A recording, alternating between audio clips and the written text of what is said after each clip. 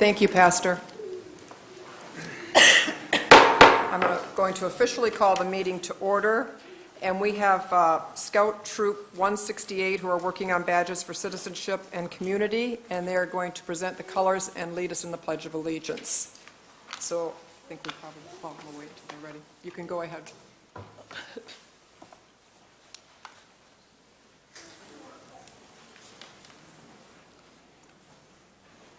Stand.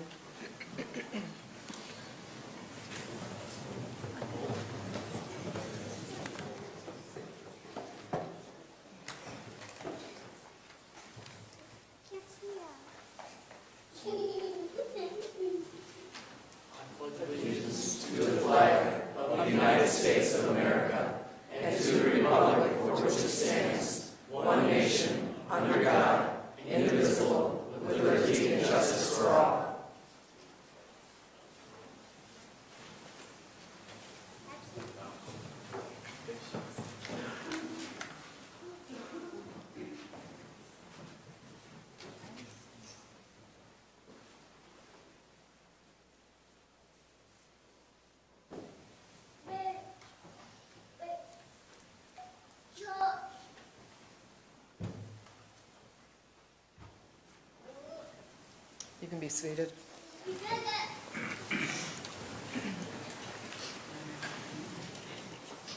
I'd like to thank the young men at Troop 168 for doing this tonight. Good job.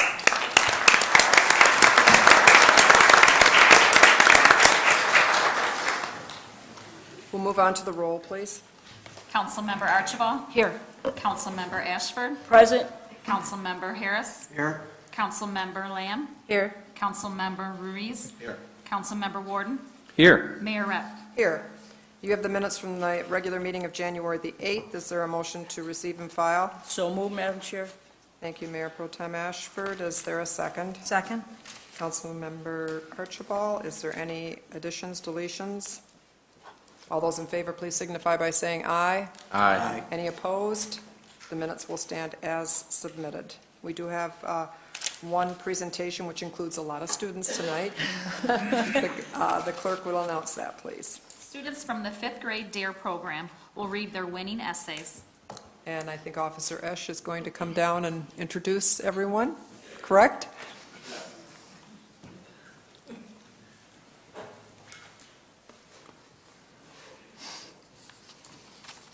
Good evening. As part of the DARE program, our 5th grade students compete in an essay contest, and the winners, we pick 2 winners from each classroom to read their essays at DARE graduation.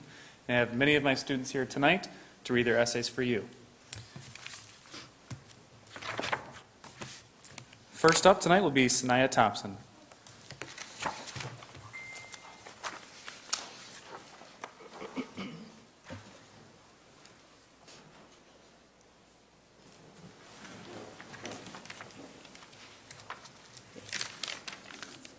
My Dear Essay by Sanaya Sky Thompson.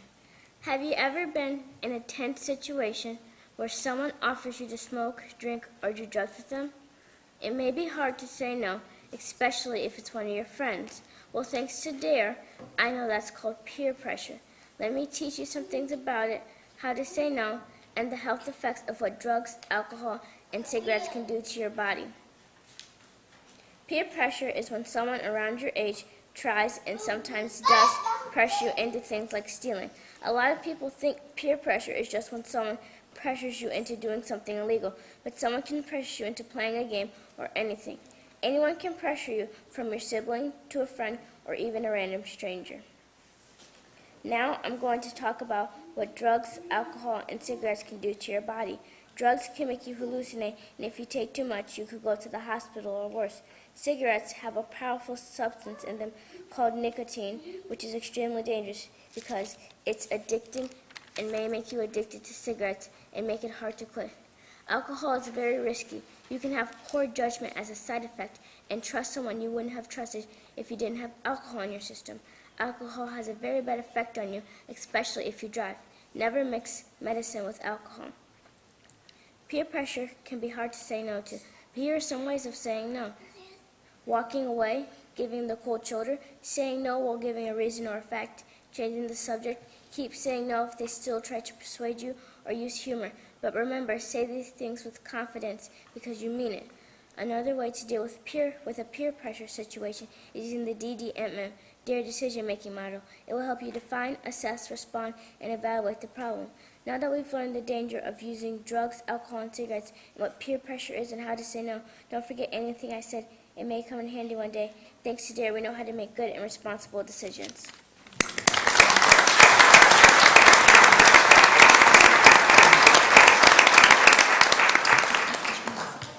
Up next is Momer Rashed.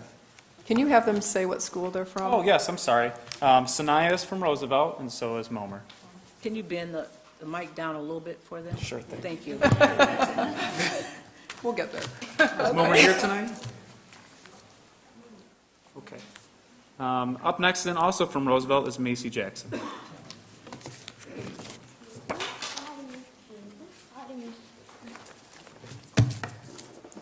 Do you want to be that person that risks losing their memory or more because of drugs or alcohol?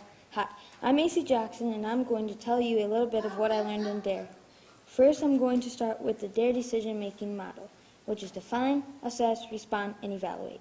Define is to describe the problem, assess is the choices you have, respond means to make a choice, evaluate is to review your decision. In DARE, I learned about bullying, drugs, and alcohol. First, I'm going to start with bullying. You could be getting bullied in school. Bullying is when someone makes you feel bad constantly. Next thing I want to talk about is drugs. Drugs are something that could kill you. People use drugs to have fun, but they are not fun. Trust me, you will regret ever trying them. They cause bad health effects and brain damage. Drugs are very serious. More than 64,000 Americans died from drug overdose in 2016. Last thing I want to talk to you about is alcohol. Alcohol is something that people drink. It is a very bad thing for you, and just like drugs, it can kill you. It can destroy your heart, liver, brain, and make you very sick. Do not ever drink it. It will be the biggest mistake of your life. Choose life, not death. Fight bullying, drinking, and drugs. If you do any of these, I suggest you stop right now. I pledge to never do drugs or alcohol or bully anyone else.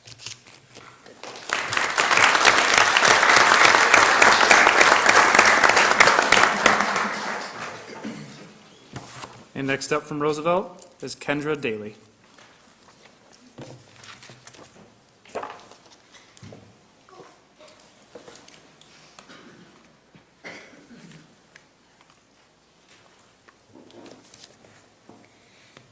Dare by Kendra. Dare is cool and fun, but I also learned about drugs, bullying, stress, and Dare decision-making model. And I loved it so much I didn't want it to end because it was amazing. Bullying is not a good thing to do to other people because it makes them feel bad about themselves. The only reason you are bullying someone is because you got in trouble and you want to take it out on someone. Stress. It is hard to focus and you cannot do your work, and it means a strain, pressure, or excitement felt about a situation or an event. The thing you can do for not to be stressed anymore is take a deep breath and take a break. Dare decision-making model is a thing we use in class so we understand what Dare means. The DDM means a way of making safe and response decisions using the 4 steps: define, assess, and evaluate. My Dare experience has been fun. I wish it would never end. It was fun having us for after each of the Dare after. I, Kendra Daly, pledge to not do drugs.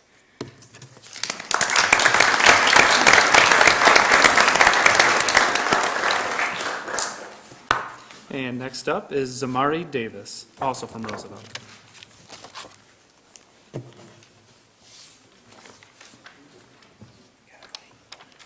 Dare essay by Zamari Davis. Stress, alcohol, and tobacco. These are 3 words that I learned more about in the DARE program. This program is an awesome way to learn about stress, alcohol, and tobacco. Let me tell you interesting facts. First, let me tell you all about stress and how to deal with it.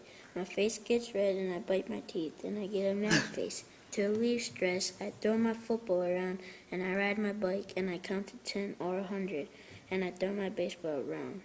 Second, let me tell you about alcohol. It's illegal for anyone under 21. Did you know there are 75,000 alcohol-related deaths each year in the U.S.? Alcohol slows down the brain, and body effects may include loss of coordination, poor judgment, memory loss, lose of self-control, and slow reflexes. In the future, I plan to stay away from it. Third, let me tell you about alcohol. Let me tell you about tobacco. In the United States, it is illegal to sell tobacco products to anyone under the age of 18, 19 in some states. There are more than 200 known harmful chemicals in cigarette smoke. More than 400,000 Americans die from tobacco-related causes each year. In conclusion, I know I plan to stay away from tobacco. Thank you, Officer Each, for teaching us about the DARE program.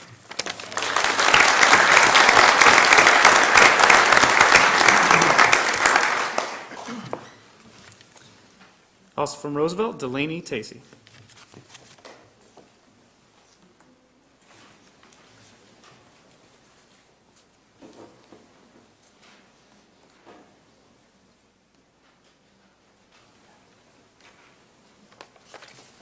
Disgusting, dangerous, and addictive. The three things that come to my mind when I hear the word tobacco and alcohol. Good thing I had DARE. What? You've never heard of DARE? Here, let me tell you. To begin with, DARE is a program that will help you not smoke or chew tobacco. It might be hard to stop smoking tobacco because it has nicotine in the cigarette. Some more things that you learn in DARE is peer pressure. That is when someone is trying to convince you to do something you do not want to do, like smoke or drink. Also, things to help you avoid peer pressure is you can walk away, avoid the situation, or you can change the subject. If I did not have DARE, I would not know that you can get mouth cancer from tobacco. DARE has helped me prepare myself not to do drugs or drink. Thanks to Officer Ish, I am prepared on what is coming next in life and to say no to drugs and tobacco. Just say no.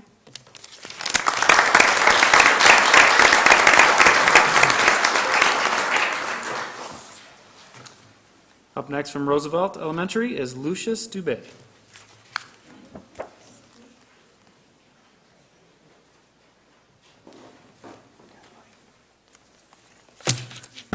Bullying, bullying, bullying. I learned that bullying is a bad thing.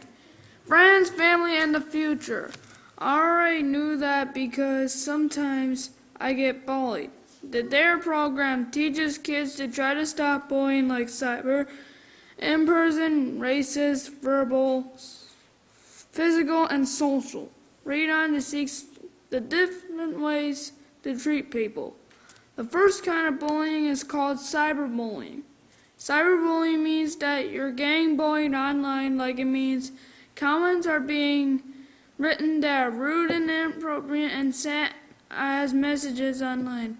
The bully could send you a message on email, Facebook, or Twitter. In-person bullying. It means that the bully is close to your face and bullies you. Sometimes he could say mean things to you. In-person bullying can sometimes turn into physical bullying.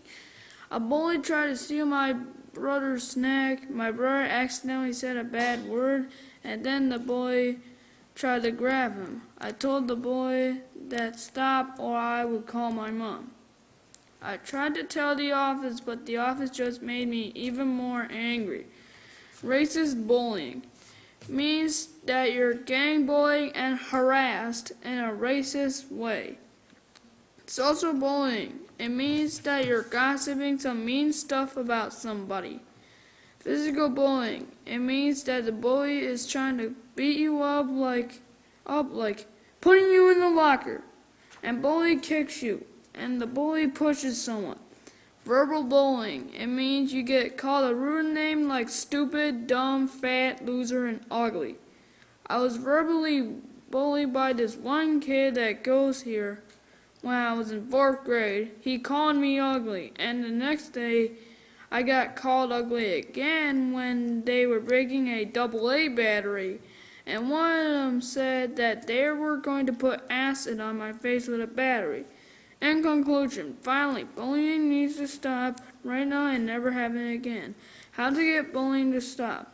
1. Tell an adult or a supervisor. 2. Let an adult know there's bullying going on. 3. Tell the bully to stop and the boy about how it can ruin their life.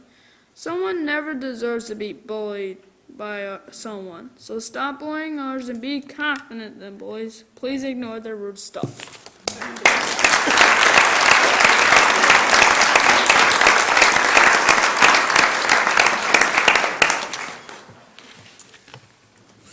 Woodrow Wilson Elementary, Brandy Smith.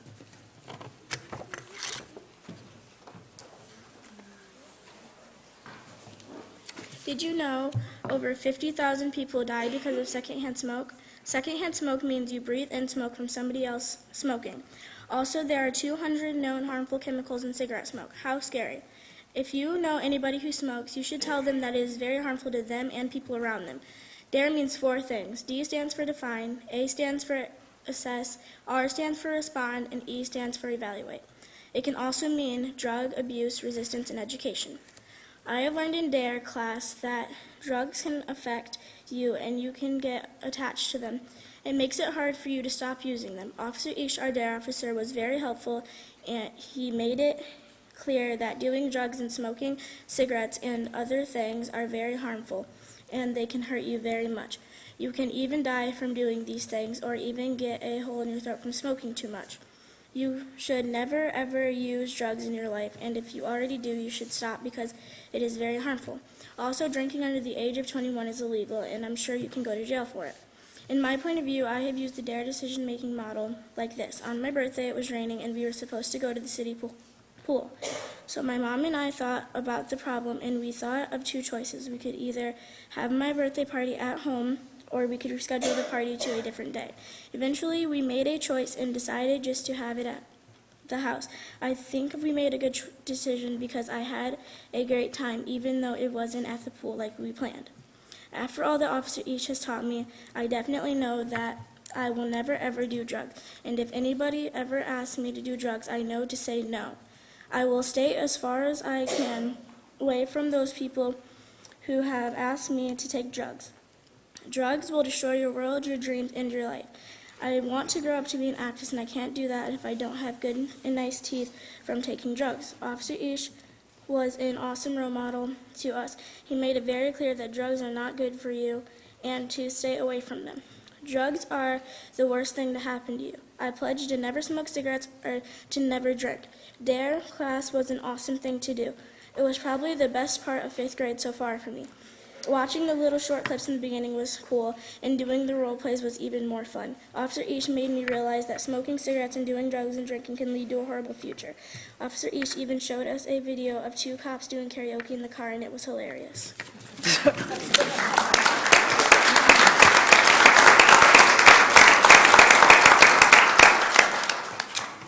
From Woodrow Wilson Elementary, Megan Loxton.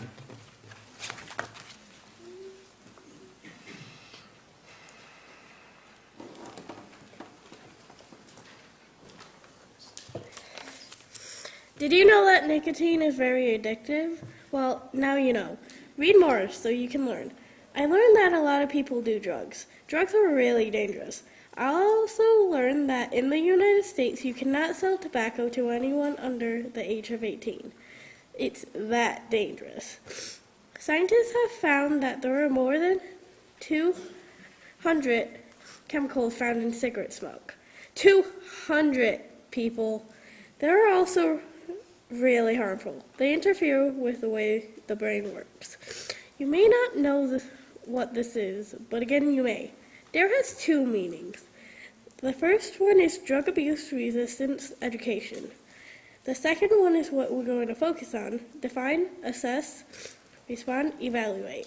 In shorter terms, the DARE decision-making model. Define means to describe the problem, challenge, or opportunity. Assess asks you, what are your choices? Respond means make a choice. Evaluate means you review your decision. Let's say that one of your friends are getting bullied. What will you do? Time to use the DARE decision-making model. You don't know what to do, but you choose to help. You have your friend not hurt. You just use a DDMM. I plan to use a DDMM to help me make useful decisions. When you use it, it could actually be life-saving, so please remember it. Whenever I get into a situation I need help in, I'll use it. That's what I learned at DARE. I would like to give a big thanks to my DARE officer, Patrick Ish.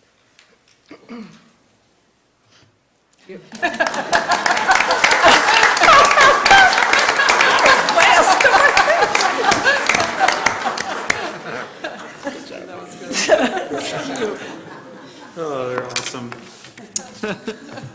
Up next from Woodrow Wilson Elementary is Jaden Dombrowski.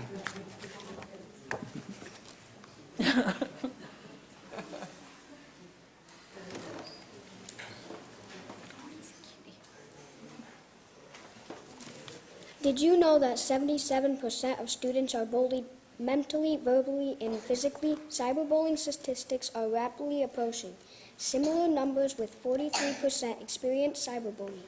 One in five students admit to being bullied or doing some bullying. Each day, 160,000 students miss school for fear of being bullied. What I learned in DARE is that thousands and thousands of kids are scared to go to school because of getting bullied. Just like in my book, Kane was getting bullied every day on the bus. But I think kids get bullied everywhere, even at home. So if you ever see a student getting bullied, do not be a bystander. Tell on the bully. How I use the DARE decision-making model is define, describe the problem, challenge, or opportunity. Assess, what are your choices? Respond, make a choice, use the facts and information you have gathered. Evaluate, review your decision. Did you make a good choice? And that's how I use the DARE decision-making model. How I plan to use the DARE decision-making model is so if I see someone getting bullied, I will define, describe the problem, challenge, or opportunity. Assess, what are my choices? Respond, make a good choice, use the facts and information I have gathered. Evaluate, did you make a good choice? When I grow up, I will never in my life use or even try drugs or smoke, because smoking makes our life shorter, and I don't know about you, but I want to live for as long as I can. I'm not going to let drugs stand in my way of having a good and happy life. So if you think of doing drugs, please don't. Drugs can ruin your life.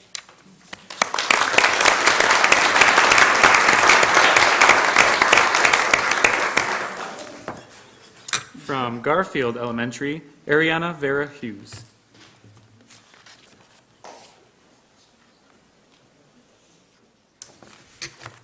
From Garfield Elementary, Nevaeh Meldrum.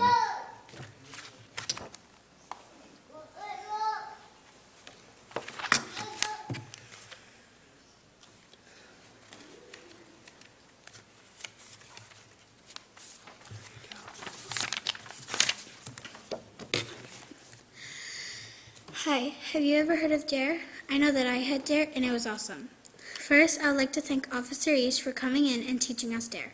Also, I am going to share with you what I learned in DARE. I have learned so many things. For one, I have learned to never do drugs or smoke. I agree, because if I did, I could get really sick. I mean, in the head, and they have nicotine, so they can make me throw up. Also, I have learned about many different types of bullying. I would like to share the 5 W's of reporting bullying. The 5 W's are who, what, when, where, and why. I would like to tell you that DARE stands for define, assess, respond, and evaluate. That can be helpful in many situations. You would be surprised at how much you use DARE and you don't even know it. There is no specific way I use DARE, but I can tell you how I would use it. So what you do first is you define your problem. Then you assess your choices. Then you respond with your final answer. Last, you think about if your answer was the right choice or not. Now I'm going to tell you how to stay safe and responsible. One way I learned was to not do drugs, because it can make you sick, and not only drugs but also smoking and drinking. So don't do that. Also, I learned the word bystander. Sometimes it can be a good thing to be a bystander so you don't get hurt, but sometimes it can be really bad. So after all of that, you can see that you should never do drugs. Also, you shouldn't smoke or drink. One more thing, don't ever let someone make you do something you shouldn't do.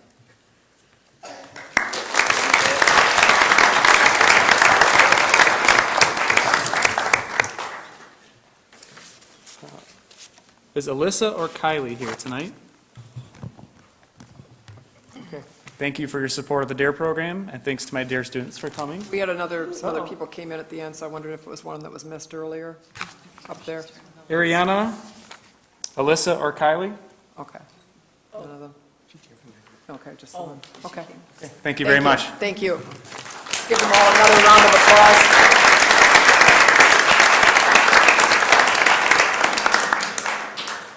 It's a nice example of our young people, our next generation, so thank you.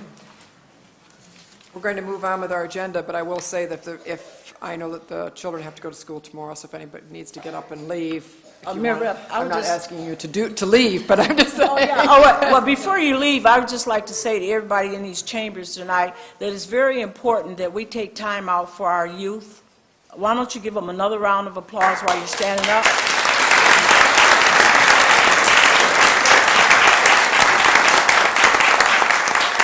And not only that, we as a city council believe in that this does do something for our youth, is self-esteem, to get up and not just our fine officers like Officer Ish, you know, what they have written, that they believe in it, and they're sharing it with all of us. And so we just appreciate that to its fullest. So thank you, and God bless you. I'll wait a moment before I go on with the agenda. Get out while you can.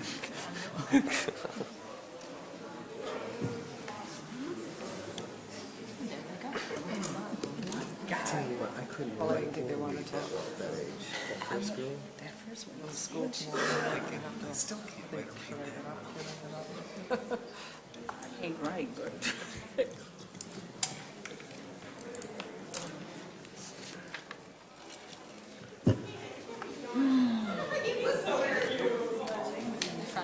I know. About empty seats now. We're going to move on with the agenda. We have one public hearing tonight. The clerk would please announce that. To receive comments on the general needs in community development, housing, and special services utilizing CDBG and home funds for the next fiscal year beginning July 1st, 2018. Is there anyone in the audience who wishes to speak to public hearing number 1?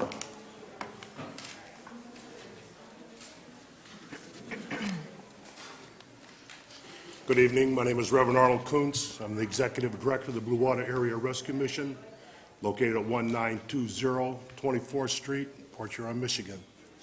I am here this evening to ask of the council to consider our request for the block grant funding of $200,000 in order to increase the facility, the brick and mortar size of our facility there on 24th Street. We want to add additional sleeping spaces. We want to add additional restrooms, and we want to expand our kitchen and food service area. We believe that all people want and have value in our community. And just warehousing individuals because they don't have a regular residence to call their own is a travesty. We work diligently in this community for the last 8 years to return people to the roles and the workforce in our community. Last year, we returned 42 people to the workforce in St. Clair County. That's a potential of $21,000 per person that comes back into this community.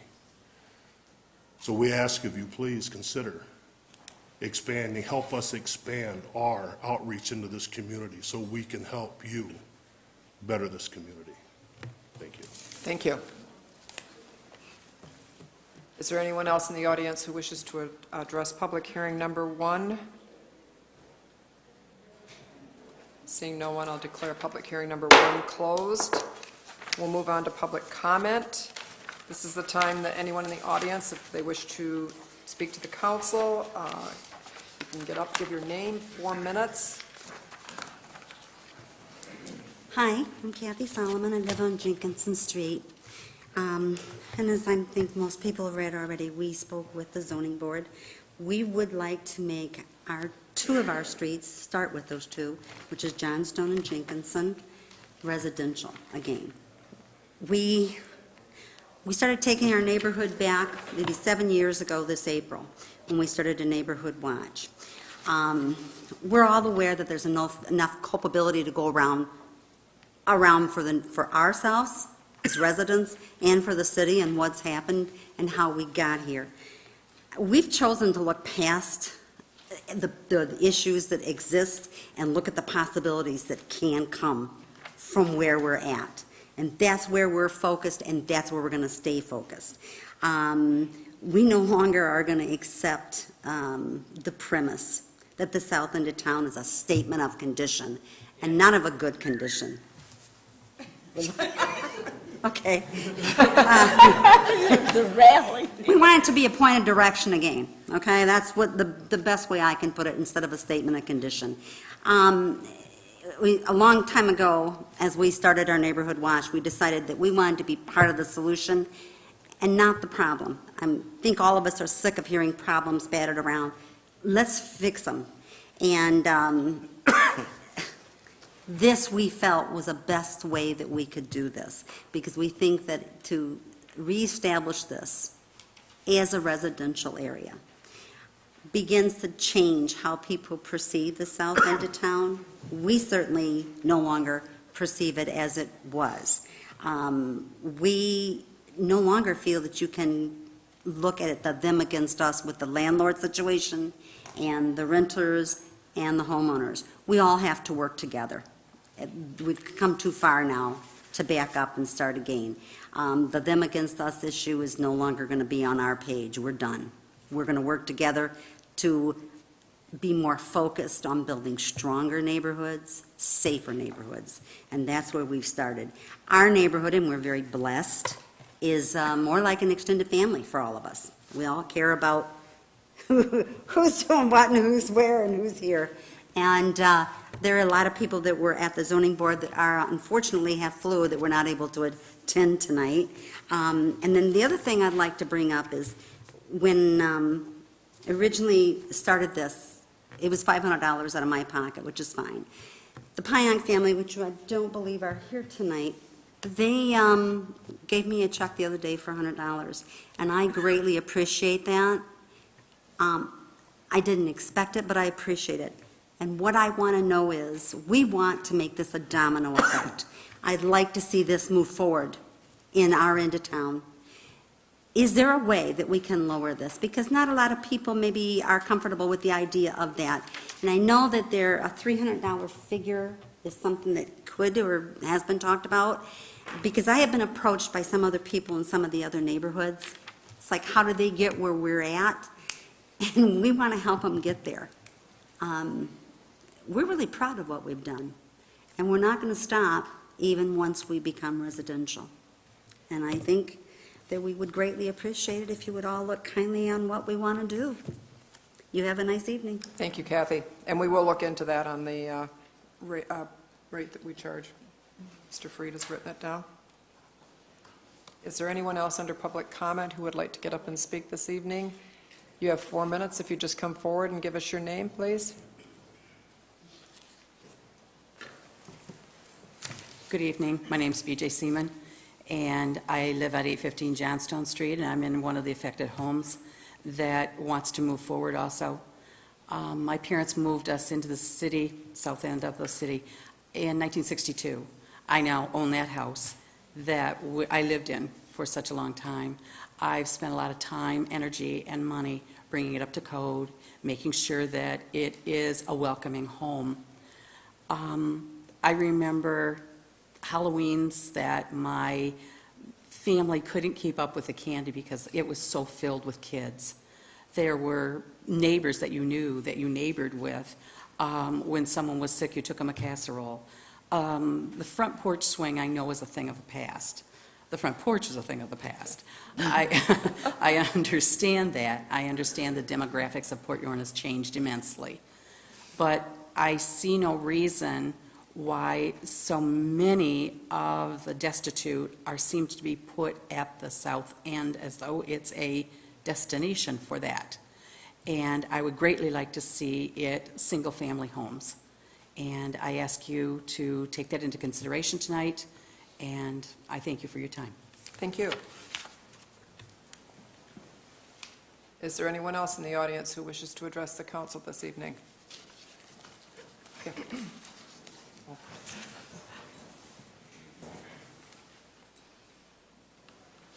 Good evening. My name is Carl.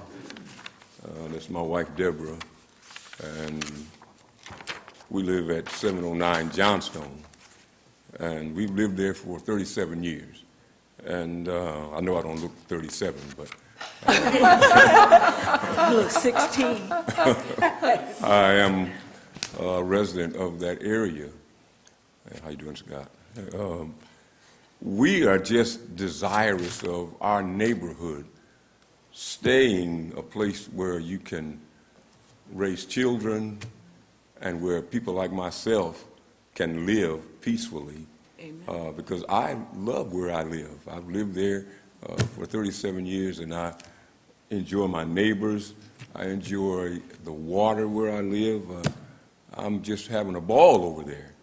And we're just asking that the city would help us out in the manner in which you can, that we don't get swamped with things that are, quote unquote, not good for our neighborhood. And I want to live in Port Huron. I don't want to move away, because I could have moved out of the city limits, but I chose to stay here because I love Port Huron. I love the people in Port Huron. And so we're just asking that you make it comfortable for new people to come into the city and for my wife and I to live another 37 years in that house if we choose to. I don't think we're going to have any more children, but we want to live there. And so if you would consider this idea of keeping our area a place that is ideal for people to live, we so much would appreciate it. Mayor Rep and Mayor Pro Tem, rest of the City Council, and City Manager Freed. Thank you so much for allowing me. I have a minute and a half to go. You know, I was going to say, I was afraid I was going to have to cut you off. You have the podium for another minute and 42 seconds. Thank you all so much for your time. Thank you.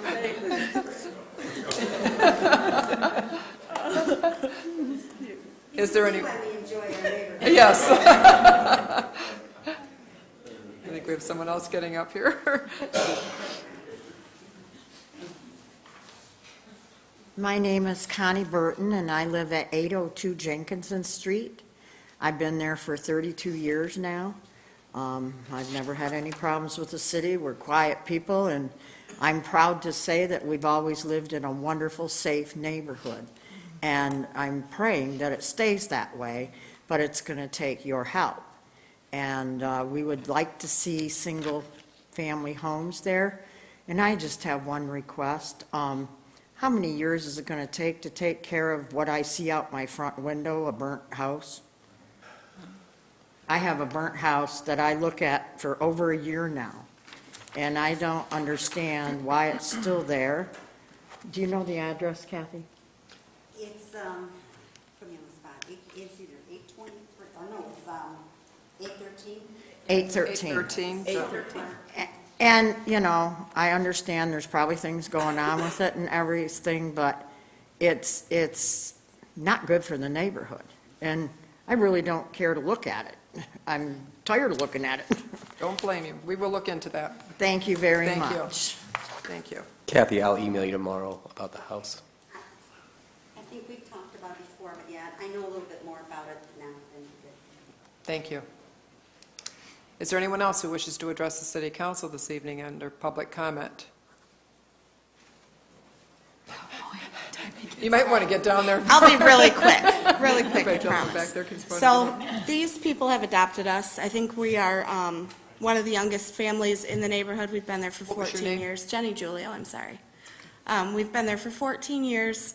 In the 7 years that we've had our neighborhood watch, I've seen a lot of improvement. When we moved in, we had 2 rentals around us. We now have 4. Any issues that I have, I feel like I can call the landlords, ask them to help with the situation, and I want to continue that relationship with them. So I don't want anyone to think that we're trying to push tenants and landlords out of our area. We just want to have a collaboration with them so that I can raise my daughter and she can be happy and run down the street to go get the little boy that comes over and plays, and she can be safe. So we ask for your consideration. Thank you.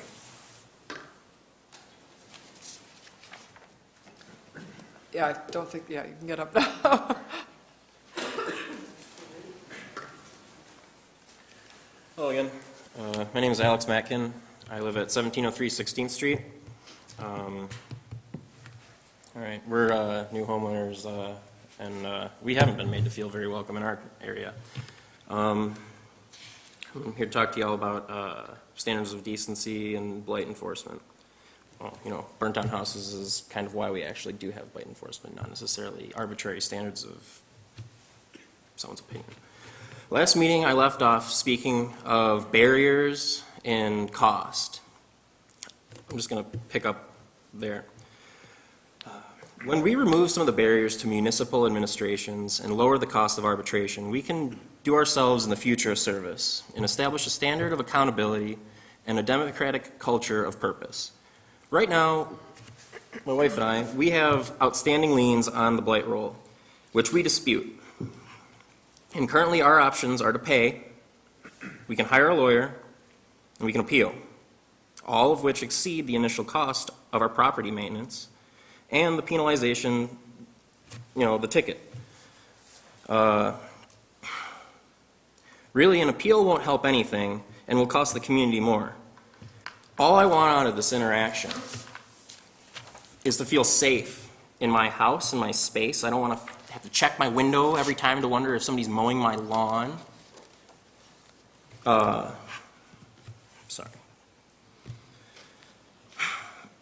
And free to determine my own priorities and order them as I see fit. I'm seeking an affirmation of my right to redress of grievances. And I insist that the city manager, Administrative Hearings Bureau, the Port Huron Pride Program, and the Port Huron Housing Corporation be investigated for corruption. The word racketeering comes to mind, but that may be an outdated word. I hope that any critical evaluation be carried out with more thoroughness and integrity than was used by the Blight Department to bring charges against us and our property. I want assurance that every municipal dealing takes place on an equitable basis and that any service that I pay for as a taxpayer is utterly necessary, ethical, and low cost, and at any point valuable and subject to audit. Since we got our ticket, this process has not made any logical sense and has only illustrated people's willingness to engage the critical imperative of an authoritarian power dynamic with the emphasis on control and compliance. I would like to now challenge all of y'all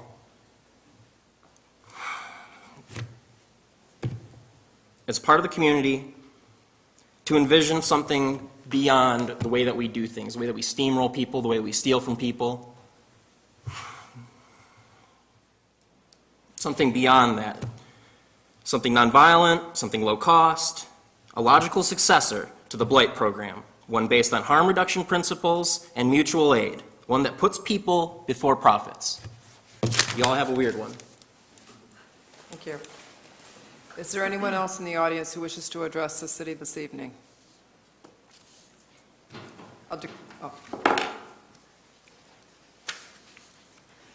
Hello, I'm Christine Liss. I live at 1703 with my partner. I'm not very prepared. I got off work early to come here, but I just wanted to tell you the story of our blight issue. Back in 2016, I believe. No, 17. It was my daughter's, just coming up on my daughter's 3rd birthday. We got a ticket to mow our lawn. We mowed it. This was over a year ago. We mowed our lawn. And then they came, and the lawnmower guy came, the kind of person who was contracted through the city, and said he was going to mow our lawn. My husband had contacted an officer to come and say, no, you're not going to mow my lawn. We've mowed it. We have pictures that show on my daughter's birthday, she's riding her brand new bike and the lawn is mowed. But they still came and mowed our lawn against our will. We went to the hearing, which was behind closed doors amongst none of my peers in the blight office, where they refused to listen to me. I tried to plead my case, and I was not listened to, and I felt very disrespected. As I'm trying to describe what happened to me in my town, I have a woman in my ear telling me what my fines are for as I am trying to plead my case. So I don't feel like the system that is in place is very just. I work hard. I've been in the city for 7 years, and I decided to buy a home in the city to put my family ahead. I just want you to please consider the way that things are done, and maybe we can have some help, because it's been very hard. I work full-time, I take care of my family, It's okay. and I want to put them ahead, and I don't want my house to be taken away because someone decided that they were going to mow my lawn and charge it anyway, and I can't afford to pay fines. $300 for someone to come and mow my lawn when I can't put food on the table? I just, please consider that it's a struggle to start out, and I'm trying to be a young homeowner in this town, and I want to put my family ahead. And I want to be in a happy neighborhood amongst people that care. Thank you. Thank you.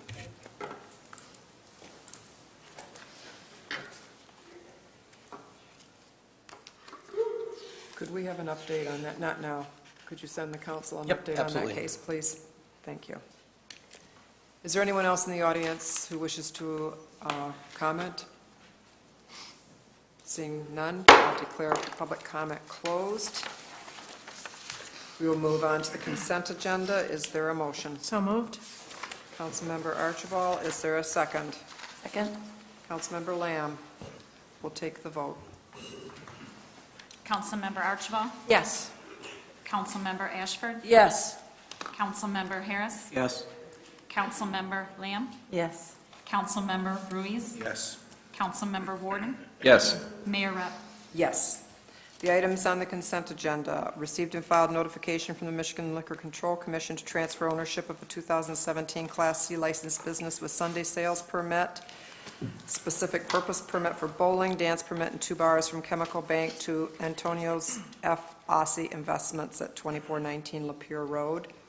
Confirm the city manager's reappointment of Wendy Kraybach and Carissa Wilkins to the Downtown Development Authority with terms to expire February the 9th, 2022, and appointment of Scott Beeden to fill a vacancy on this board with a term to expire February the 9th, 2019.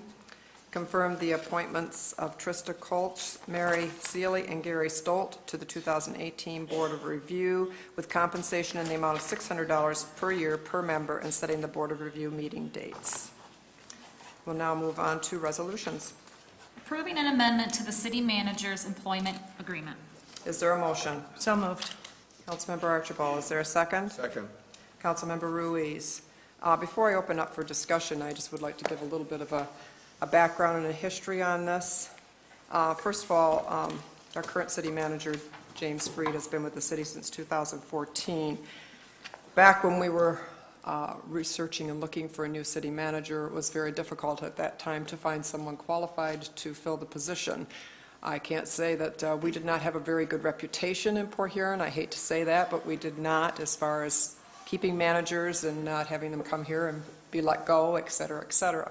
So the pool for candidates wasn't exactly large at that time. That's not saying that we took, I guess I could take that 2 ways, and I didn't mean it that way.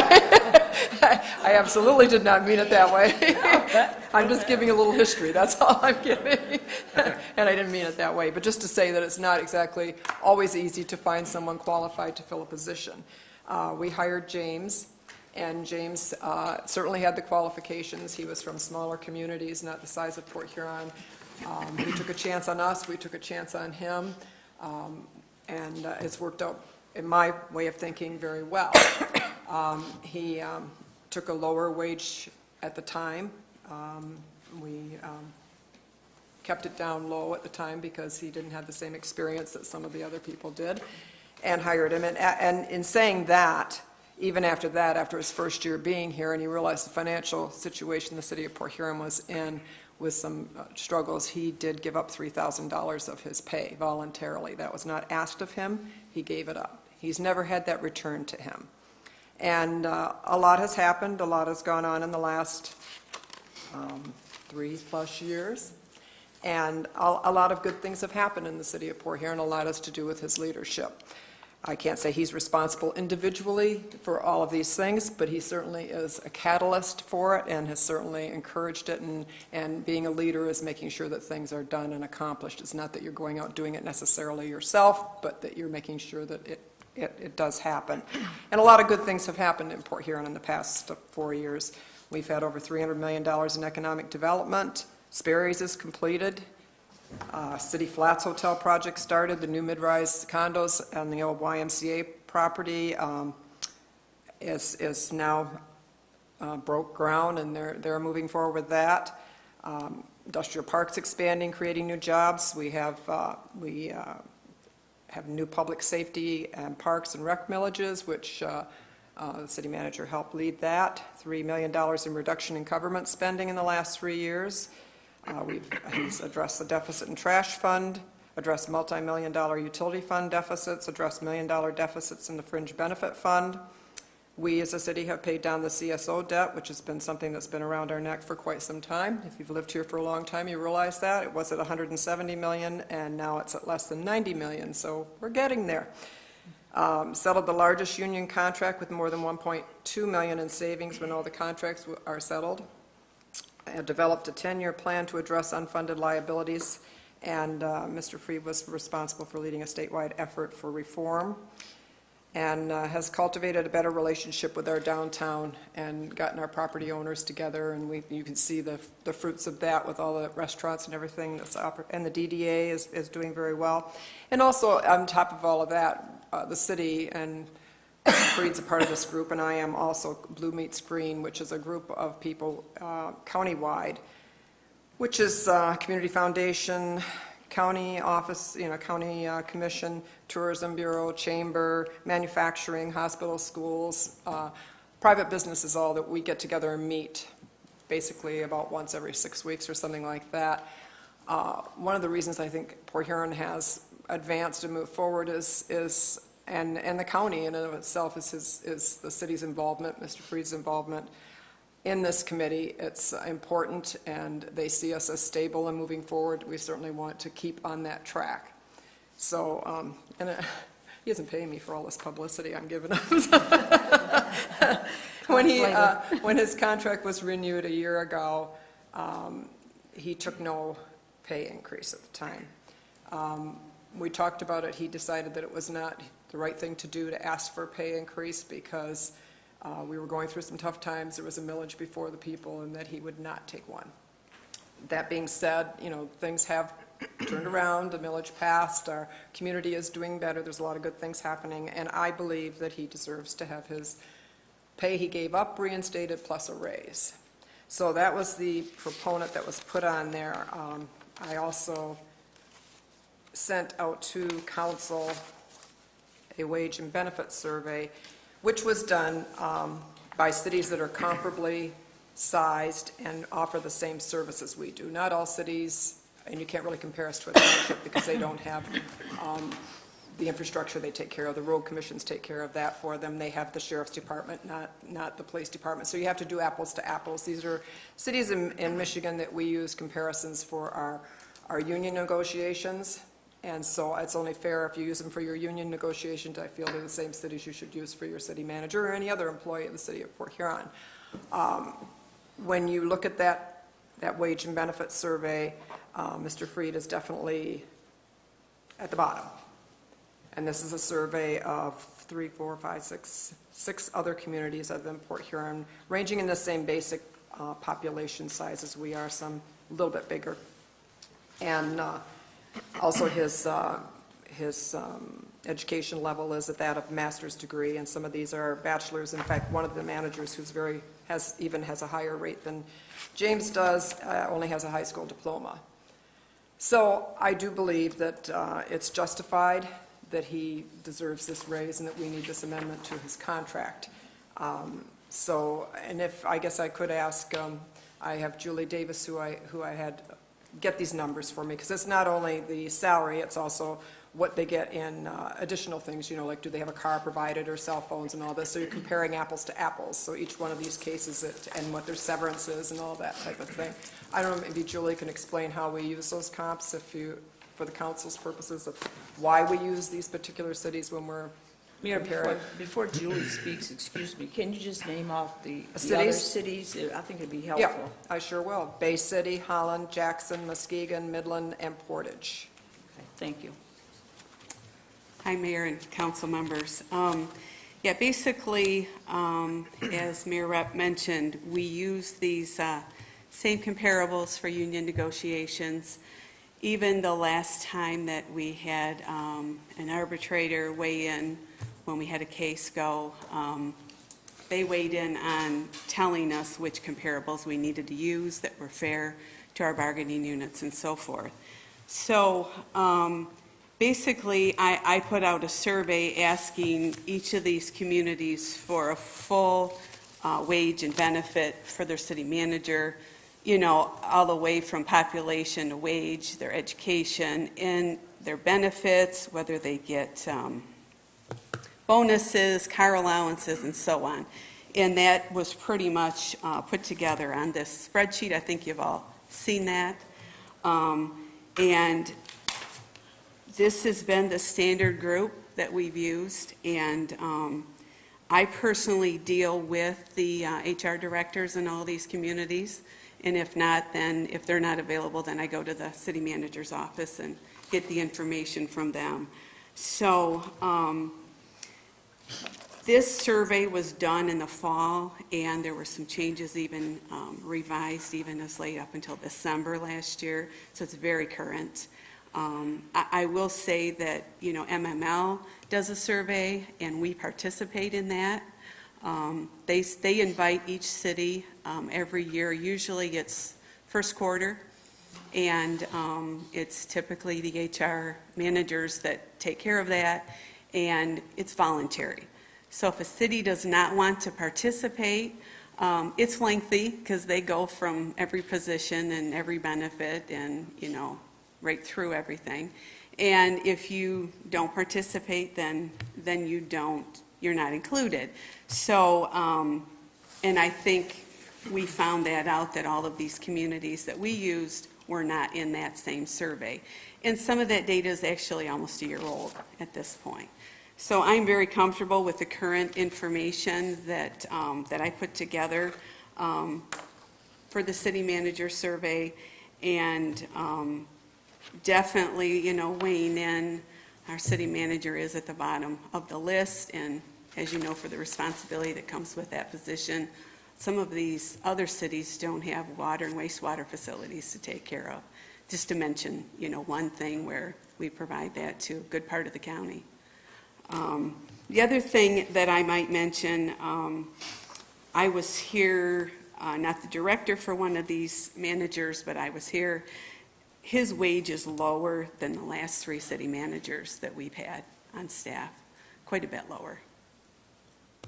So that's really not fair when you look at the whole picture, and he's now been here almost 4 years. So anybody have any questions about the survey? Do you have or any question about the survey itself? No, but I do have a comment to just collaborate with you. Holland and Jackson weren't on the MML list. It's just to show that you're in consensus with what this is, the MML survey. And when I looked at it across the board, then Holland and Jackson wasn't there, so that participation wasn't there on their behalf. Right. But those are the ones that fall into the ballpark that meets or align with us in the way of benchmarking. So I Right, understand and that. some things changed from the time MNL did their survey. Like, for example, Midland had a range posted because they didn't currently have a city manager at that time. Well, they hired one at the end of August. And then I had that current information by the time I did mine. Oh, okay. You take Portage, they posted a wage for their city manager. Well, then later in the year, they gave that city manager a substantial increase. There was actually a whole newsletter, you know, that went behind it. So this is very current information. Thank you. Thank you, Julie. You're welcome. Thank you. At this point, then, I'll open it up for discussion. Is there any comments from council? I'll make a comment. Yes. Looking at the wages and the comparisons, and I feel that it was pretty obvious that he was down on the lower pay scale, but we need to be comparative. We need to, if we want to retain employees that we have, we need to, be at the level that the rest of them are at. And I think that we need to consider an increase in his wage. He comes with a very strong educational background. He's very energetic, young, enthusiastic. I do get a sincere feeling when I'm speaking with him that he is out there and his decisions are based on, he's looking out for every one of us in this community when he's out there working. And I think that's deserved. Thank you, Councilmember Lamb. Is there other comments? Councilmember Harris. Yeah, if I could, I didn't know there'd be a full stage production on this tonight, because basically I did some information, and I noted other locations who are comparables, but I guess we won't get to that tonight. But I think when we look back at a year ago and we extended his contract by 5 years, and the contract was drawn at full approval of the city manager at that time. And I think if he had anticipated, or we would have anticipated a request for an additional salary within a year's time, it would have been nice to have a wage reopener in that contract. Absent that, I don't know, I think it's the wrong message at the wrong time. We've just asked the citizens of the city of Port Huron, who approved 2 millages. We're negotiating with our departments and stuff right now, who haven't had wage increases other than a stipend a couple of years ago. And I just think it's too early to address the top paying position in the city of Port Huron before we take care of the others. And based on that and some of the other numbers that I approved, and I've shared some of these with James, and I've shared some with some of the other council members and stuff. And when you get right down to it, when you start comparing cities and their wages and things with their wages, and as James will tell you in our conversation, some don't have the water and sewer supplies as we do. Some of them have basic necessities that they provide, but they don't do some. But unfortunately, none of the studies basically show that what these people have. More, and some of these have bigger income. But also I look back at, we just got a booklet. It's a 2006 service solvency, and it was conducted by Michigan State University Extension it was a report was done in 2015. And in cities with population of 25,000 to 50,000 per capita, our per capita expenditures from the general fund are the 3rd highest, yet our taxable value per capita is the 8th highest. So I don't think Port Huron right now, this is like, say, it's 2 years ago, but I don't think it's that dated where it tells you that we're that much better off than what we were then. So basically, those are my feelings. I know that I respect what the council is going to do here tonight. I think everybody should respect everybody's opinion, but life goes on. Just so you know, there was an opener in his contract. It just didn't, it was effective this year, but it wasn't until July. I just thought this was something that should come up before we get into budgets, so we know exactly what we're budgeting for. But it was in there. Yeah. Okay. Other comments from council? Yeah, Mayor Rep. Councilmember Warden. Thanks.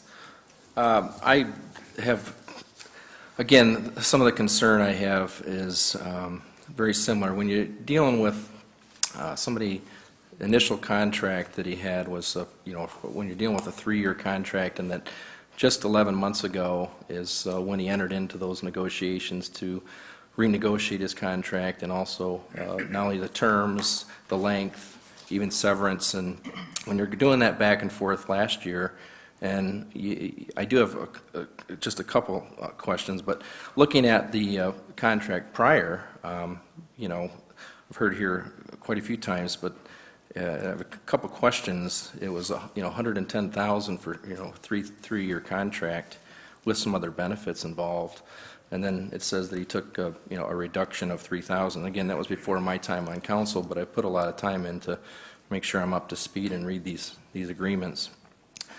And the contract extension was a choice, and I guess last year it was, or less than a year, was wants a 5-year contract, and he wants it's at $114,100, which is a $4,100 increase.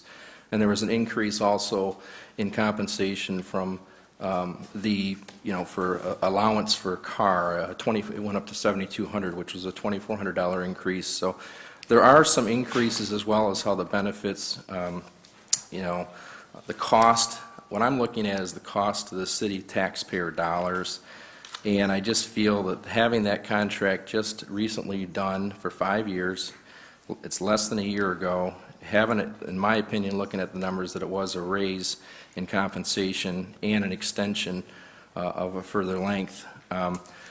It just seems like it's just not the right, at this time, why we're looking at such a large increase. When I look at this, it's going to be, what, $12,500 additional increase is what you're proposing on here in just 1 year. And I think it sends, again, I feel the wrong message to the taxpayers out there. We're dealing with financially still increasing some liability, unfunded liability. We're having issues where the city taxpayers and the voters went ahead and said yes to giving more money out of their pocket for the 2 millages, for both the public safety and the Parks and Rec. And as we're dealing with those additional revenues, which is a great thanks, I think we need to be very, very stringent on the dollars that we spend overall, the cost. And again, I just think that I do have a question on, it's mentioned in this resolution here about reversing a $3,000 pay reduction included, and I just need to kind of understand when it goes from 107,000 to 110 to 114 last year, that $7,000 raise increase from, I would assume that was included in the last contract of getting that back. And if I'm mistaken, I'm just looking at the raw numbers here of the contract versus what we're looking at that he's currently in. So I don't know. He would have been at 17,000 if he had kept the 3,000, because he had step increases in his original contract. Okay, so, but again, so I have concern. I did provide some additional analyzation to some of these numbers, which I appreciate. The MML has a resource for population and also for taxable value of the total property, which is where most of the cities generate their taxable, the millage rates off of, compared to their salaries. And did some comparisons equivalent to that, looking at just those 3 factors to kind of see. And it's not something you can base all of it on, but I wanted to make sure that we had just not looking at, 5 or 6, comparable comparisons without this kind of a evaluation, whether it's bigger, larger, and I just think that, again, I just think it's a little early for this big of an increase, and I want you to continue to keep working hard with the incentive, but less than 11 months, I think it's a little too early for the taxpayers that I represent. Thank you. Thank you. Any other comments from Mayor anyone? Rapp? Yes, Councilmember Archibald. I did not have the opportunity to hand this out earlier, so I will hand it out now. But based on,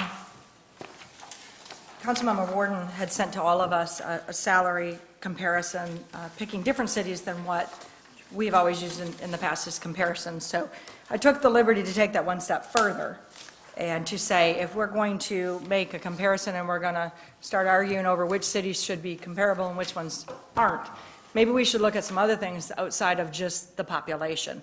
So what I'm passing out to all of you is a comparison, one, on the salaries for those same 6 cities that are very similar in our population and our services, and it's based on their overall budget.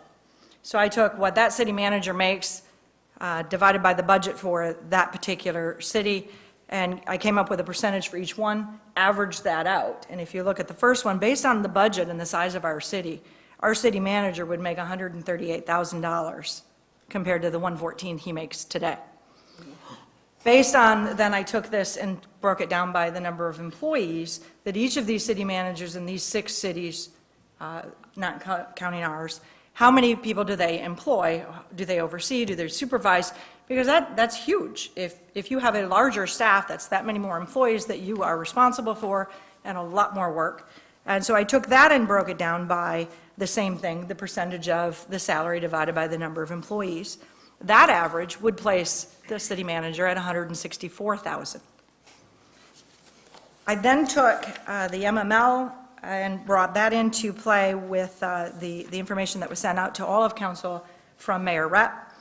And then I used the information that was sent to us by Councilmember Warden so that I would have a very good comparison of the two spectrums of population, one using the 6 that were very close to us, one using some others that were handpicked by him.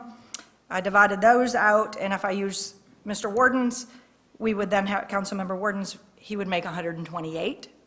And if I used the lowest of, because one has a range, so I took the lowest. If I used the lowest range and factored in Mayor Rep's, he would make 130. So based on all of that, I think the request to put him at the 126 is very reasonable when you talk about dollars. But I'd like to talk for a quick second about something else. And that something else is, are we happy with his performance? Have we been pleased in the last 3 years? Do we want him to stay? Or do we want him to go somewhere else? Because I will tell you, being one of the members that went along with several others up here and did the search, it was difficult. No one wanted to come here because we had constant turnover in councils. We had city managers, one of the best in the state, one of the absolute best, that was let go by a council within months of coming on or a year of coming on. So no one wanted to come here. And I'll tell you, we took a chance on James, not because he was inexperienced. He was young. He was coming from a very small city. But he took a very big chance on us, a very big chance. He has proven himself probably far and beyond what we have proven to him. And I think what we need to look at is that he could go anywhere in this state, and he could make a lot more money than we're even offering to pay him in this contract resolution. So to me, I think that is the important factor, is are we happy? Has he done for us what we've wanted him to do? Will he continue to do that, and do we want to keep him here? And I, for one, certainly would like to see him stay long-term, so I will be supporting this. Thank you. Thank you. Any other comments from anyone? Mayor Up. Yes, Councilmember Ruiz. Going to follow the same path, and I appreciate the information you provided for us, Sherry, in terms of that extension and the numbers, and a real actual look at how things work when you're looking at hiring. I was part of that process, and I remember the pool of candidates we had, and our reputation did precede that whole process. We did not have a good reputation as a city, and it was their loss, in fact, thinking that this was not a good place, because at the time it probably wasn't. The atmosphere was not a positive one. But along came James, and his bride was with him that day. And we sat through that whole process, and I can only tell you behind the scenes, it was an extremely interesting process as we looked at the candidates we had before us. And there has been, from day one, and I look at the process as someone who did hire teachers along the way, and you like to see growth, and I've seen nothing but growth. And along the way, and James does not get full credit for it, there's a councils along the way that have, I think, voted in the right direction, the majority of them have, and we've seen nothing but growth. We've seen a changeover of some of our personnel in the city, good choices being made, so we lose some really great people, and then they're followed up by some great people who I think are going to even take it a step further in terms of what's going on. We have a good, positive atmosphere. We're not being noted by Detroit publications for no good reason other than the fact that we are moving up. This has been a great community. It's not a secret any longer that we have a generous community. We're working not just as a city, but we're working as a county. It's really a great place to be right now. And I've seen him protect the city. You've seen him before in Lansing, calling attention to, it was no longer how much are we going to raise the water rates, which seems petty right now. Yes, it meant something. But he called attention to something else that was facing us, and we had no clue about that. And he called our attention to it, and now it's become a statewide issue. And I think we got out in front of that. And I think everyone who was an employee of the city understood what was coming at us, and I think we handled it in an appropriate manner through his direction. I look at that one significant move right there is something that justifies us trying to keep him. And we lose personnel in this city, specifically people in the law enforcement area. We lose them to other communities because they can pay more. There's a process. People look to go different places, and we have lost some excellent people, personnel. This is one person I do not want to lose. I would not bet $5 that he doesn't make a move somewhere down the line, just projecting that that's a possibility. I will wish him well. I hope I can wish him well here for a good length of time, but we'll see what happens. But right now, the situation is, I think he deserves what we are proposing that he gets as pay and compensation as the city manager. I mean, we've hit a lot of issues along the way. There's no need to list them right now, but I have no doubt in my mind that this is the right thing to do in compensating James Freed and keeping him as our city manager. And I will be supporting it. Thank you. Thank you. Yes. Director Turner. Yes, I'd like to thank Councilmember Harris, Warden, and Sherry, for your research material that you provided. That's always helpful. Even though you do it yourself, I'm one that always a detail person do it, and then you at least have some more data that you can compare things. So it's great that our community knows that we have people on the council that just don't take, it's no rubber stamp up here. We actually have minds of our own, and we go out and we seek other data to make sure that we have enough information to make the right decision. So where I would like to take this resolution is that it's not so much about the dollars, because all he's doing is getting back what he gave up. That's the message.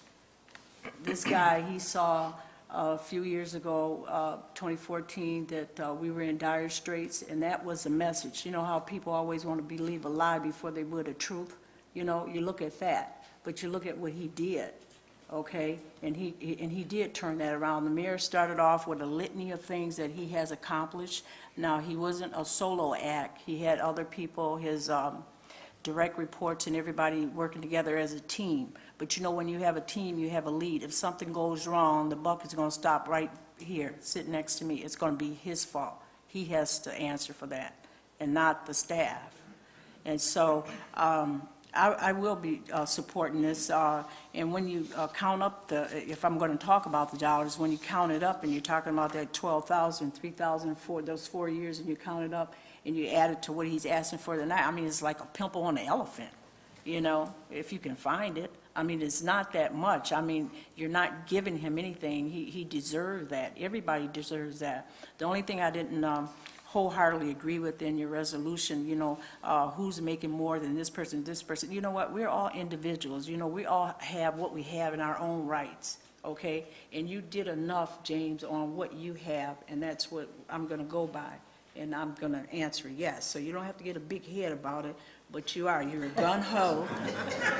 You're gun-ho, and you don't do everything right. I'd like to pull you back, but that's how you have our younger generation coming on. They have to learn. They have to get that wisdom. They're not going to hit it right all the time the first time.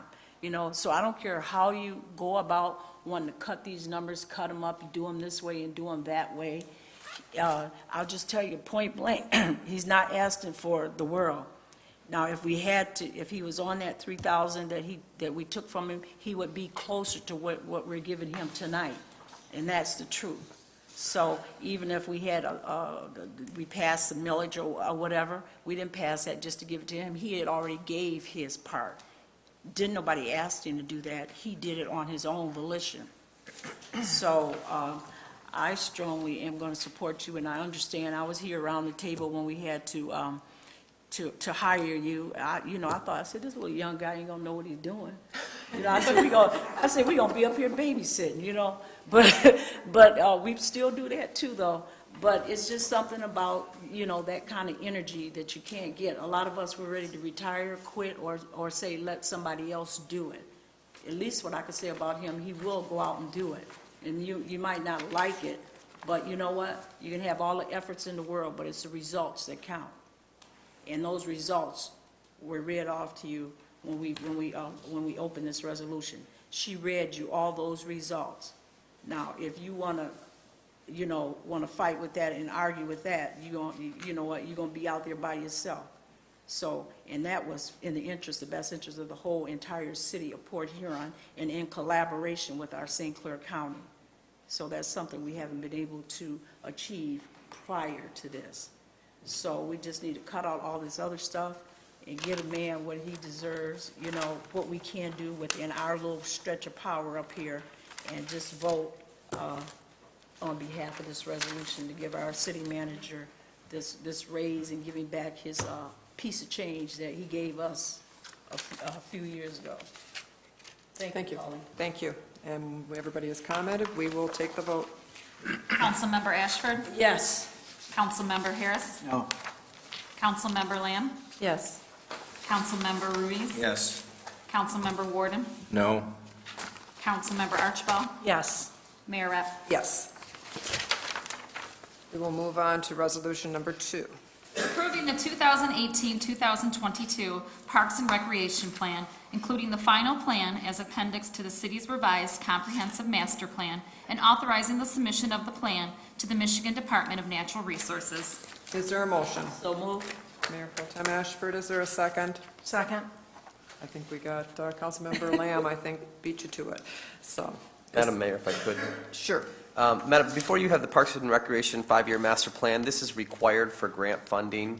Whenever we apply for a DNR trust fund grant or apply for any type of grant funding, they want to see that it's in our master plan. We were very frugal on how we did this. We utilized our MDOT mitigation funding that allowed funds for our citywide master plan.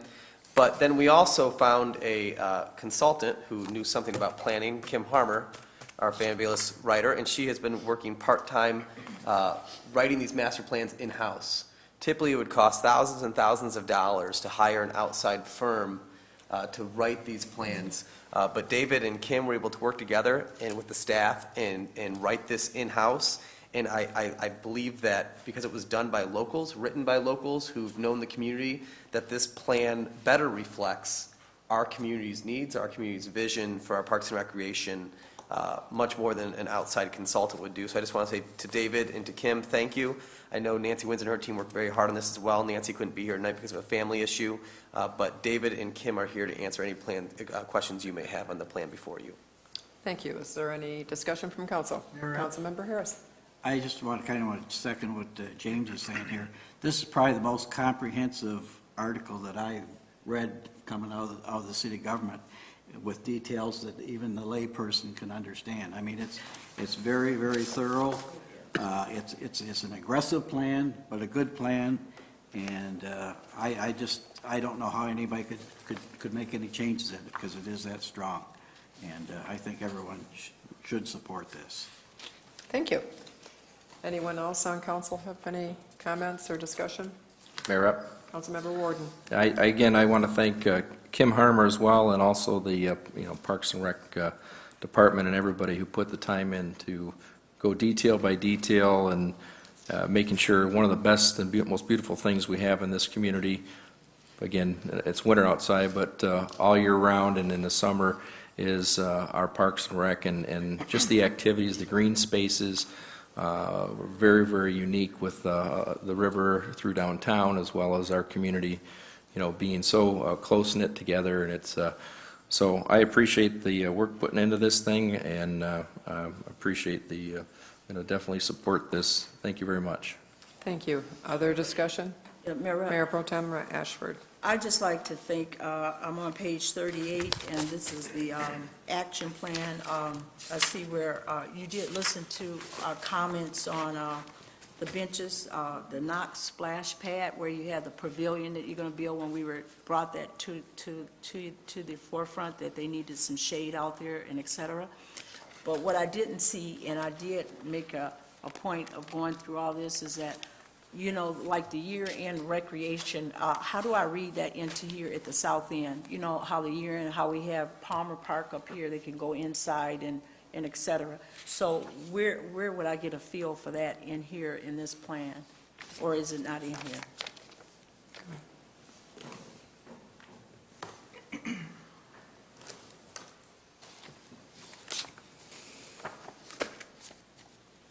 Good evening, Mayor and council members. Thank you again for the opportunity to stand before you tonight.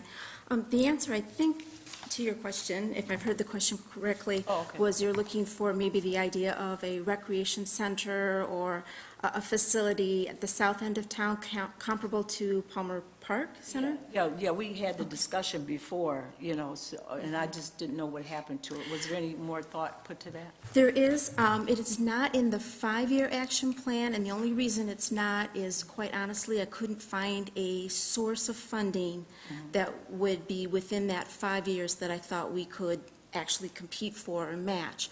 It doesn't mean to say that it would not happen. Okay. We have written a lot of different grants as the opportunity proposes itself, and you are, I'm sure, aware of and remember the times that we've come to you at the last minute, and you've been very gracious in giving your approval and support so that we could meet a deadline on an item that we've heard about or did a little sleuthing and found out about that maybe we weren't supposed to. We do a lot of trolling for information.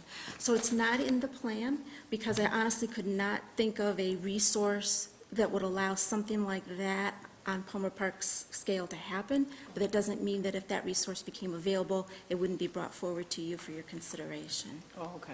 So could there be another creative way of maybe it doesn't have to be a Palmer Park, but some kind of recreation that the South End kids could plug into? They don't have to wait till summertime to go to our clean parks, our nice parks. They're at home in the house and out playing with video games. Well, and we have a great partnership with the school district, and we've done that in the past with the Leonard Center and Cleveland School. We've also done that with Roosevelt School and Woodrow Wilson School, depending on the needs. I've been out of it, Oh, that's obviously, right. for a That's couple not of fair years, for too, you. so I I'm can sure fill there's you on other the things going conversation. So on. the conversation we've had for that, because I think that is a need, but I think one of the things I would try looking at is, does the city go out and build type of center on its own, or is there an organization in existence that we can partner with? The Leonard Center, it's kind of, its original purpose has kind of lost its way, but the organization, Sons, has a piece of property that they're looking at building a gymnasium and a rec facility on the south end of town off Electric. And I have been meeting with the director of Sons Outreach, and also some of our nonprofits, our foundation, to see, is there anywhere in the future that if they actually get their plan in place to build a gymnasium, that we could maybe partner with some CDBG or some Parks and Recreation programming there. So we're not out doing our own things, we're actually partnering with groups that are already there who can manage and operate the facility. And so I think in the near term, the best plan of action to get a facility operational and open would to continue exploring this partnership with Sons, since they have the land, and a good plan in place to build a facility with a proven track record down on the south side. And so that's one of the conversations I've had with Tyrone, and he stops in my office quite often to talk about it. Did he give you any kind of ETA on when this may come to fruition? So they have blueprints and drawings in place right now for a gymnasium and rec facility, a very simple one to start out with that you can add on to. And now they are approaching their different funding sources for design. I know that they have a local builder in the community who is volunteering his time to design out the building and spec it out for them, so there's a lot of engineering costs they've been avoiding that way. Okay, so to answer my question, point blank, is there's no timeline at this point? They're to looking at start within up? 3 years. Within 3 years, okay, that's good. All right, thank you. Mr. Freed, if I could, so is the issue of the Leonard Center, which at one time was a viable entity down there in the south end of town, is that a dead issue? No, it's something we're still continuing to work with our schools. I think the original, and this is speaking from an opinion rather than what maybe the original, I think the original intent of that facility has changed. I think it was originally intended to be a community center, gymnasium for the public to use, that was less treated as a school building and more treated as a community center. I'm not quite sure if it's still that way. No, I think you missed a piece of your information. No, the council voted to disassociate themselves with that recreation center. Yeah, it went to the back schools, somewhere. correct. It went to the went schools. back to the schools, and then that kind of locked them out of that, so. Correct. But they were trying to let them go back in and play basketball. It seemed, it was a natural Sometime. program, it just fell fits for what you're speaking about. Mhm, To go back to absolutely, that, yeah. especially when we have, I think, they're going to have climate control in those buildings and so on, so that it just makes sense. And there's a building next to Max Park. It's Sandy Duffy had the facility worked out of that facility. Does anyone know what that's? Yeah, there's a. I don't remember. Sandy Duffy's program? Isn't that close there to Knox Park, or is that down the way? Oh, you're talking about, you're talking about on Golden Street. It was on Connor? Connor Street, I'm Connor sorry. Street. Oh, Golden Street. Well, it's in the neighborhood. All right, yeah. But no, but all in seriousness, it's not a dead horse, but it's something that's very needed, you know? Kids are just running around there, and when I could look in, they could just run in this park, you know? And I'm not saying apples to apples, but we got CDBG funds that we could get and, you know, and help to subsidize some of that cost and stuff like that to get those kids something out there on a year-round basis, you know, to have an outlet. Yeah, so I know you're the grant lady, so we'll keep looking. Okay, thank you so much for all that you do. Thank you for the opportunity. Okay. Appreciate it. Any other discussion or comments? We'll take the vote. Councilmember Harris. Yes. Councilmember Lamb. Yes. Councilmember Ruiz. Yes. Councilmember Warden. Yes. Councilmember Archibald. Yes. Councilmember Ashford. Yes. Mayor Rep. Yes. We'll move on to ordinances. First reading, an ordinance to amend Chapter 52 zoning, Article 3 District Regulations, Division 1 generally, Section 52-162 map of the Port Huron Code of Ordinances to rezone the properties generally described as the area bounded on the north by Alley 154, on the east by Alley 3 and Military Street, on the south by the north lot line of outlets A and B, Assessor's Railroad Plat, and on the west by 10th Street, from an R1 zoning district, single and two-family residential district, to a R zoning district, single-family residential district. Is there a motion? So moved. Councilmember Archibald, is there a second? Support. Councilmember Lamb. Discussion. Mayor Rep.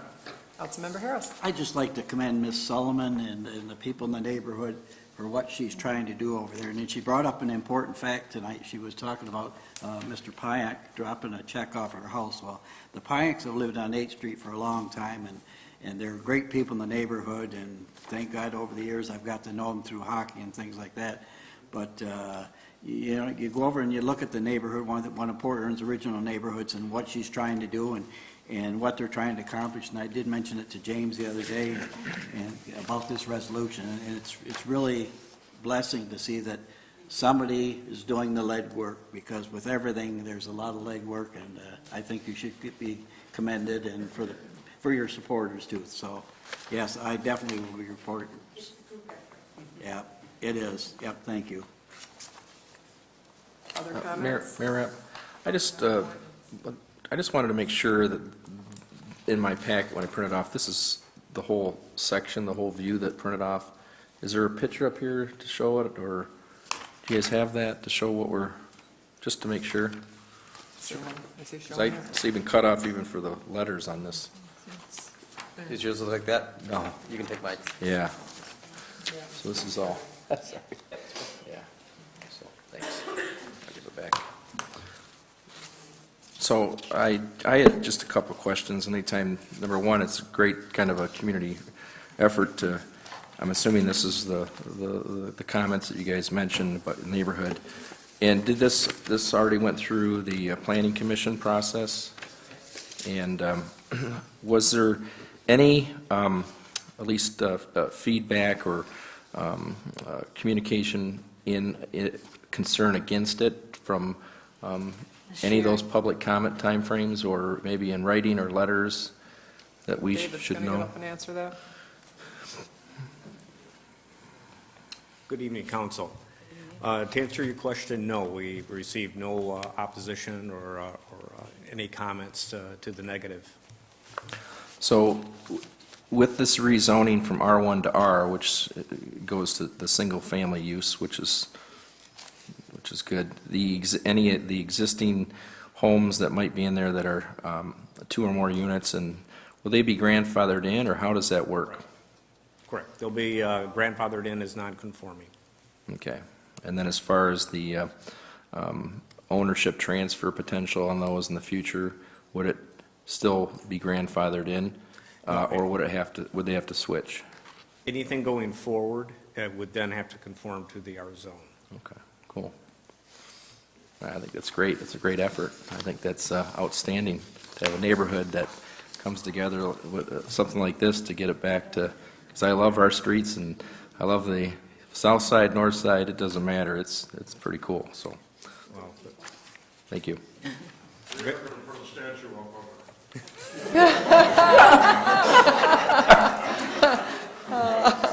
Hey. Yeah. No, they truly need to be commended. This is a lot of That's work. great. And it's through their efforts that they're here today. And it might be a good example as well for, some of the other neighborhoods or at least areas to kind of take back and set their own direction, which is kind of cool, so. Any other comments from council? No, I just like, Questions? no, I just like to commend Kathy and the neighborhood too, and I know our former Chief Reeves invested a lot into our neighborhoods, getting them started, so we don't want to ever forget where we got our start from, because we can't move forward in that kind of respect. But I know Chief Baker has that on his mind, to pick up that and certainly make sure that the neighborhoods are more safer. And then they went over and beyond and did a different twist to the neighborhoods and giving you some of the tools that you need to build stronger neighborhoods. And so I'm hoping and praying that we still can continue to do that through David's effort, and also, and David has the money, and then also Chief Baker. So y'all make sure y'all hit him too. So you have our, at least my support up in Kathy. Your next trip is total and bankrupt. And I do have to say that their whole process of being inclusive, Right. rather than being confrontational, really went a long ways in building a consensus. Making a difference. I beg your pardon? Mike Boda? Mike Bodice also signed the petition in Oh, okay, support. good, yeah. That's nice. Collaboration, yeah, Yeah. working with the different parties. Oh, okay. Thanks, Mayor, that's all I have. Welcome. I would like to also congratulate you on your effort. I know it's taken a long time. It's been something you've been working on. You're going to have to find something else to do now. Keep you busy and off the streets. Any other discussion? We'll take the vote. Councilmember Lamb? Yes. Councilmember Ruiz? Yes. Councilmember Warden? Yes. Councilmember Archibald? Yes. Councilmember Ashford? Yes. Councilmember Harris? Yes. Mayor Rep? Yes. Ordinance 2. First reading, an ordinance to amend Chapter 52 zoning, Article 3, District Regulations, Division 1, generally, Section 52-162 map of the Port Huron Code of Ordinances, to rezone the properly generally described as a portion of Outlet A from an A1 zoning district, medium-density multifamily residential district, to an R zoning district, single-family residential district. Is there a motion? So moved. Mayor Pro Tem Ashford, is there a second? Second? Councilmember Lamb. I assume this is the same thing, it's just because it was an A1 and not an R1, correct? That we have to vote separately? Yep. So, unless you have other discussion, it's the same area. Mayor Rep, I do have just want to make sure I do ask that this went through the Planning Commission, and I wanted to make sure, was there any people that came and spoke in public comment or sent letters regarding this changing from A1? Council, you're correct. This is the same request, the only difference being that it was an A1 versus the original being an R1. And no, there was no opposition or comments. Thank you. Thank you. Think we can take the vote, probably. I don't think there's any other discussion. We'll take the vote. Councilmember Ruiz? Yes. Councilmember Warden? Yes. Councilmember Archibald? Yes. Councilmember Ashford? Yes. Councilmember Harris? Yes. Councilmember Lamb? Yes. Mayor Rep? Yes. Number 3. First reading, an ordinance to amend Chapter 52 zoning, Article 1 in general, Section 52-4, definitions J through Q, definition of junk vehicle of the Port Huron Code of Ordinances for the purpose of correcting a misprint. Is there a motion? So moved. Councilmember Archibald, is there a second? Support. Mayor You Pro take Tem it, Lamb. Ashford. Oh, No, I okay, got you doesn't down. matter. Any discussion on this correction? Was that just a typo, wasn't it? Yeah. Typo, yeah. Merit. Yes, Yes, Councilmember Warden. Yeah, words and a description, I just want a clarification on this. So in the zoning, a junk vehicle prior was any motor vehicle and it had with current registration, but unlicensed for a period in excess of 15 days shall also include, whether so licensed or not, any motor vehicle which is inoperative for any reason will be defined as as junk. Is that correct? Yeah, go ahead.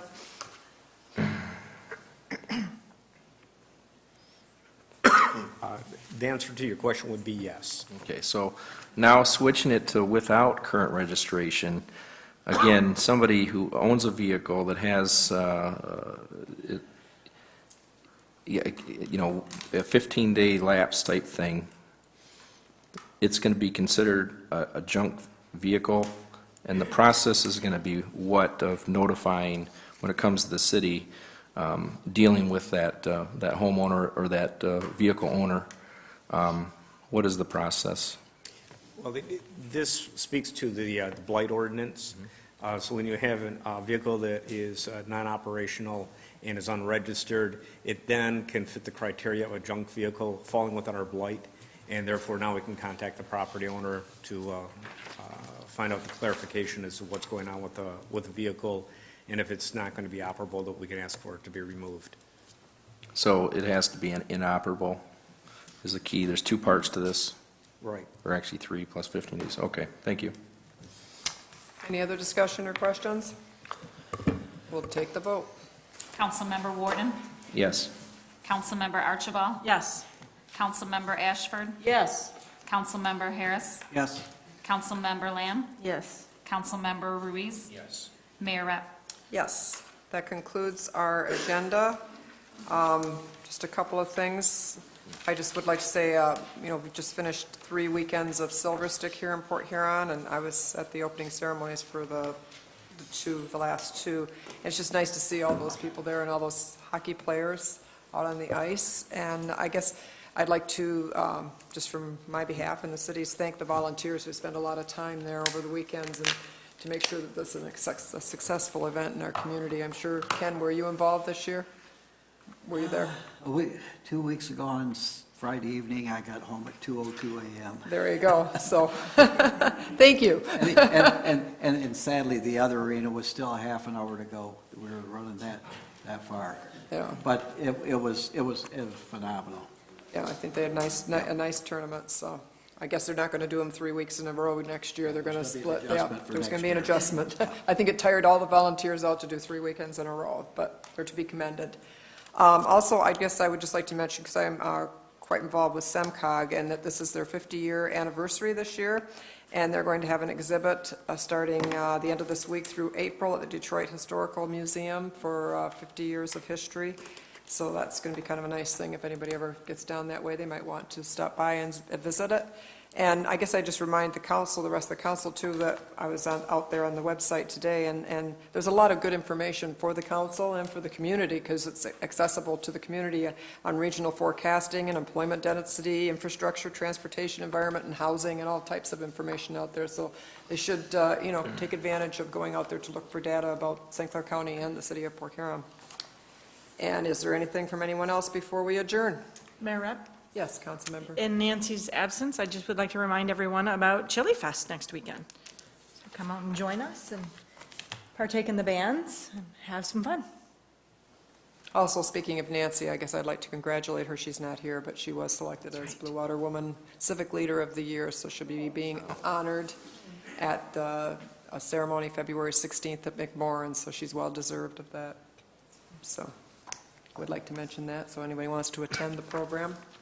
Mayor Rep? Yes. Just to add on for Councilmember Archibald, that the Chili Fest, I've just got to say, I go into some different restaurants around town, and there's little flyers now that explain exactly with a little map of the different events. It's not just the chili tasting and cook-off. I mean, they have the bed races that are fun to watch. They have concerts and DJs going on, I think, for all the days throughout.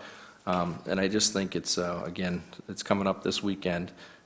Yeah, it's coming, yeah, soon. So I want to make sure we get it out there, and if you just happen to be driving by, and what should we do tonight, just, or during the day, you know, hey, swing by and you just pull over, stop over and check it out, because it's pretty cool. Plus all the different stores and the different restaurants up and down. You know, it's a nice feeling out there, so. Thank you. Anyone else? Madam Mayor, if I could. Yes. Just want to say thank you for the words of support tonight. It means a lot. In the last 4 years, I've learned a tremendous amount from all of you. I think about Council Member Rachel Cole and Alan Lewandowski when I first got here, who provided me tremendous guidance and information in the history of the city, and so I appreciate them as well. I always tell people I have my department heads, which are my closest advisors. They help guide me. I couldn't do it without them. But also the council members here who you were elected for a reason because of your experience, your business expertise, your knowledge. And I appreciate the quiet conversations, coming to my office, giving me your insight, calling me and telling me your thoughts, calling me when you tell me you didn't like something I did. I appreciate that too. I've been called in the principal's office, literally. But it's just been, you've been there to support me. There's been areas of strength and areas of growth, and you've worked with me on both areas, and so I appreciate that.